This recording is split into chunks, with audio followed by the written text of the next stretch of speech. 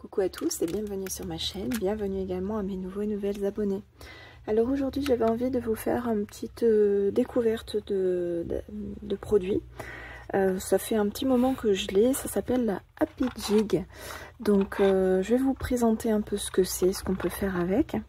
Donc quand on achète le produit, l'article, on reçoit un livret comme ceci et on reçoit également un lot de 3 petits rouleaux de fil alu. Donc je pense que ça doit être du 1 mm. Ouais, ça fait, oui, c'est à peu près ça, 1 mm. Quand on les achète séparément, ça coûte très très cher. Et pendant un temps, moi je faisais des bijoux en fil alu, donc j'avais quand même pas mal de stock. Et vous verrez qu'avec des trucs qui sont un peu plus épais, je vais vous montrer quand même la différence entre les deux. Hop. Bon, c'est la même couleur, donc vous allez peut-être pas bien voir. Il y a quand même une sacrée différence. Et sur le poinçon de départ, des fois ça peut gêner, mais on arrive quand même à réaliser des jolies choses avec des fils alu qu'on trouve un peu partout et qui sont beaucoup moins chers que les petits. Et j'avais essayé également avec ceux-ci, c'était ceux qu'on avait trouvé chez Action il y a un petit moment, c'est les fils alu recouverts là voilà, d'un petit, je ne saurais même pas vous dire de quoi. Et donc voilà, j'ai sorti un peu plusieurs exemplaires de ce que j'ai. Donc celui-ci c'était un rouleau de chez Vassen et c'est du 0,8, donc celui-ci devrait aller plus que bien. Après, plus c'est fin et plus c'est souple, donc il faut bien manipuler le fil correctement. Donc déjà au niveau du petit livret, on va regarder un peu ce qu'on va faire. Alors on peut faire soit des comme des trombones ou juste voilà, un petit truc comme ça. Et moi ce que je voulais faire c'était les mots. Hop, voilà. Alors le Hello, je l'aime beaucoup parce qu'on peut le mettre sur de la carterie. Le Happy aussi qui peut être sympa. Alors ce que je trouve dommage c'est qu'il n'y ait pas beaucoup d'exemplaires pour réaliser ça. Donc on va essayer de faire ça.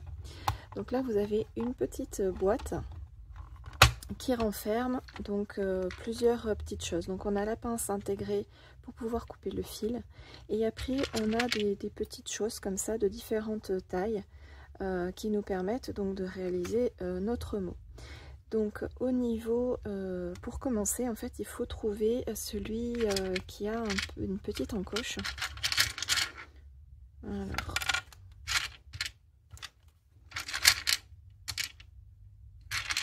je ne le vois pas. Ah mais c'est peut-être pas mis. Ah il est là. Voilà, celui qui a une petite encoche. Ok. Ensuite, on nous dit que donc le petit, donc ça fait partie des moyens. L11. Ah oui, c'était celui-là. Vous avez les dimensions, les références ici. Donc on commence par le L11 avec celui-ci. Donc on n'a plus qu'à positionner. Donc le L et le 11. Et là, il va falloir appuyer un peu fort. Voilà. Donc je vais le positionner prêt à partir. Et je vais continuer comme ça pour former mon mot. Pour le... Il n'y en a qu'un seul gros comme ça. C'est en M26. M26. Et je vais continuer comme ça tout du long pour pouvoir former, voilà, mettre les petits poinçons. Et puis après, je vous montrerai comment positionner le fil. Donc voilà, j'ai positionné pour pouvoir faire le truc. Une petite chose que je vous avais pas précisé, ici vous avez la longueur du fil.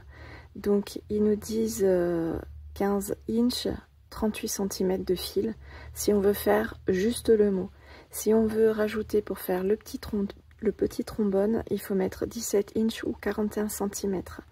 Et ici, vous avez le L15 là, qui est noté. En fait, ça correspond si vous voulez faire le trombone pour positionner ce petit poinçon. Et donc le L11, je vous ai expliqué, c'est celui de démarrage, c'est celui qui commence. Donc une fois que vous avez positionné vos éléments, alors je vais vous montrer peut-être On va peut-être le faire dans un... Voilà. Allez, je vais essayer de prendre celui-ci. J'espère que j'en ai assez. 38 cm, il m'en faut.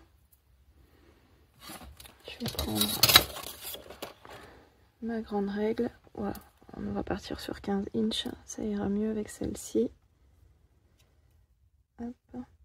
Donc, il vous donne... On a dit 15 inches, hein, c'est ça? 15. Il vous donne une dimension. Moi, je prends toujours un tout petit peu plus pour être à l'aise, pour pouvoir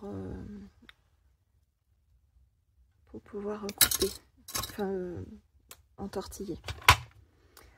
Alors, je reprends mon modèle. Donc, je viens...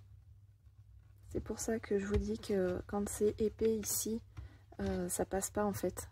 Ça peut pas s'enclencher. Là, ça permet de tenir un peu le fil. Mais franchement, ça se fait. Je vais vous montrer après avec un plus gros. Donc là, il faut passer par ici. Alors, essayez de bien tendre votre fil. Hop. Donc là, on part dans l'autre sens. Voilà. Là, on descend.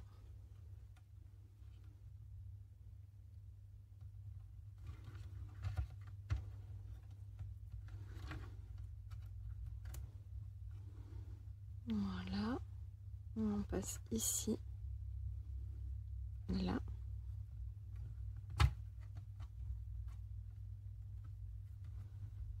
Voilà. Là, on passe ici.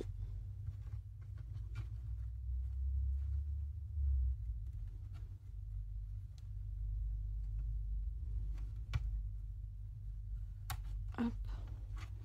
Après, je préfère recouper s'il y a besoin.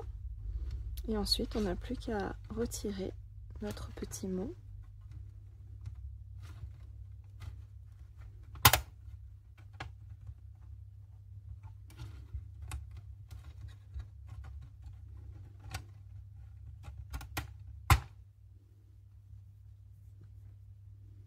Et voilà, nous avons un petit mot écrit en fil alu. Hop. Donc là, il ne reste plus qu'à couper l'excédent.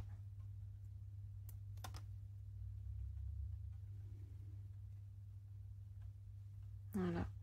Et là, des fois, c'est un petit peu abîmé, donc on peut recouper également si on le souhaite. Et voilà, nous avons un petit mot qui est très sympa et qui permet donc de mettre ça sur une carte. Là, par exemple, le mot, il fait 7,5 de long et en hauteur, il arrive à 3,5 à peu près. Donc ça fait un joli sentiment avec une étiquette dessous ou une jolie image. Là, j'ai une chute de papier, par exemple. Imaginez un peu une carte. Voilà, ça donne tout de suite un petit cachet très sympa, je trouve. Donc je vais en faire quelques-uns et je pense que j'en enverrai dans les envois des copinettes. Je sais pas si je peux... Bon, peut-être qu'on en fera un autre après, mais je vais déjà faire... je vais déjà m'avancer sur ces mots-là hors caméra. Pardon, je vous montrerai. Ah ben je vais peut-être vous montrer, je vous avais dit que je vous montrerai. Avec... hop. Allez, on va essayer avec un plus grand. Un plus épais. Alors, il est où le début? Hop, voilà. Donc bien faire attention quand vous déroulez, de ne pas faire trop d'accros, parce qu'une fois que c'est plié dans un sens, en général, vous pouvez plus trop le manipuler. Donc il faut faire attention. Voilà, donc on avait dit 15. Voilà. Donc là, c'est ce que je vous disais, ça ne rentre pas. Ah non, je viens déjà de en faire sauter un. Alors c'était lequel celui-là? Le G13. Le G13, voilà. Donc juste de bien le tenir en fait, au moins pendant la manipulation des premiers.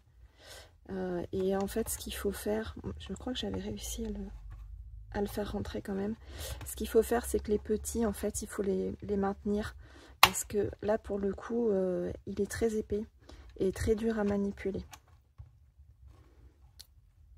Allez, c'est parti.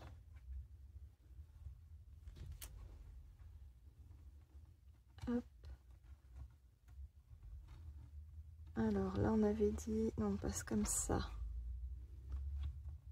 Comme ça. Ok.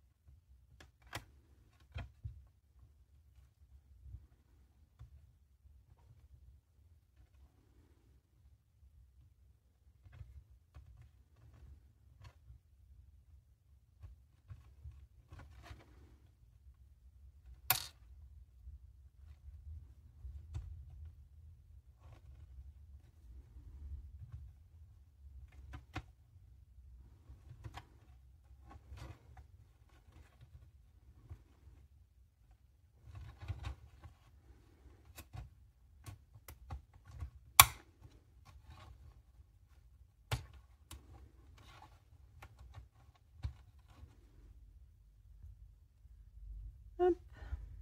Et voilà. Bon, celui-là, je vais essayer de le couper un petit peu.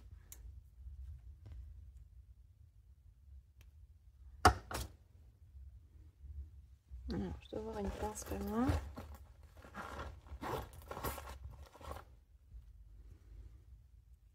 On va essayer un peu de la tordre pour pas se blesser avec. Voilà. Bon, c'est pas terrible.